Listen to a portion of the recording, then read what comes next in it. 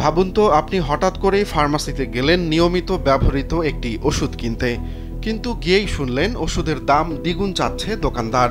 এমন পরিস্থিতিতে আপনার মেজাজ বিগড়ে যাওয়াটাই স্বাভাবিক। এবার ঠিক তেমন সমস্যাতেই পড়তে যাচ্ছেন যুক্তরাষ্ট্রের জনগণ, কারণ প্রেসিডেন্ট ডোনাল্ড ট্রাম্প অদ্ভুত এক ঘোষণা দিয়েছেন। তিনি সিদ্ধান্ত নিয়েছেন ব্র্যান্ডেড বা পেটেন্ট ওষুধের ওপর 100% শুল্ক বসানোর, আর সেটি কার্যকর হবে এবছরের 1 অক্টোবর থেকেই।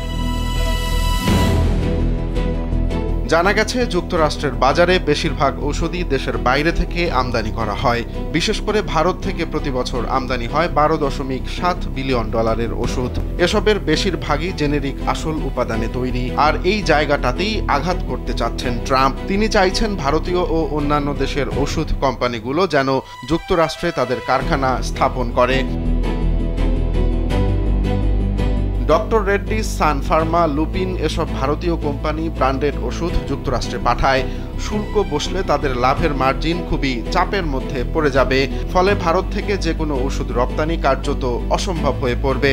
বিশেষজ্ঞরা বলছেন, এতে শুধু কোম্পানিরই যে ক্ষতি হবে তা নয়, বরং রোগীদের জন্য ওষুধের দাম আকাশচুম্বী হবে, কারণ এই কোম্পানিগুলো যুক্তরাষ্ট্রের বাজারে সাধারণত খুব কম লাভে ব্যবসা পরিচালনা করে আসছে। অন্যদিকে মার্কিন যুক্তরাষ্ট্রে প্রতিদিন যে ওষুধ খাওয়া হয় তার প্রায় অর্ধেকই ভারত থেকে আসা জেনেরিক ঔষধ। এসব ওষুধের জন্য প্রতি বছর মার্কিন স্বাস্থ্যসেবার খরচ কয়েক বিলিয়ন ডলার সাশ্রয় হয়। এক সমীক্ষায় দেখা গেছে, শুধু 2020 সালেই ভারতীয় জেনেরিক ওষুধ আমদানির ফলে যুক্তরাষ্ট্রের $219 বিলিয়ন সাশ্রয় হয়েছে। এখন যদি শুল্কের কারণে ভারতীয় কোম্পানিগুলো তাদের ব্যবসা গুটিয়ে নিতে বাধ্য হয়, তাহলে রোগীদের জন্য ওষুধের ঘাটতি তৈরির পাশাপাশি যুক্তরাষ্ট্রের জন্য বড় ধাক্কা হয়ে আসবে। তবে অনেকে বলছেন, ট্রাম্পের আসল নিশানা ভারত নয়, বরং আয়ারল্যান্ড, কারণ বিশ্বের নামি দামি ফার্মাসিউটিক্যালস কোম্পানিগুলোর বড় বড় প্ল্যান্ট আছে মূলত সেখানেই।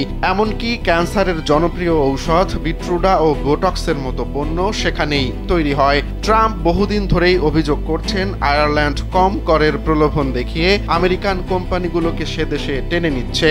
সব মিলিয়ে ট্রাম্পের এই সিদ্ধান্ত শুধু ব্যবসায় নয়, সাধারণ মানুষের ওষুধ কেনার অভ্যাস পর্যন্ত বদলে দিতে পারে। সামনের দিনগুলো তাই আরও উত্তেজনা আর অনিশ্চয়তায় পড়তে চলেছে আমেরিকানরা। রোমান্স তালুকদার, কালবেলা।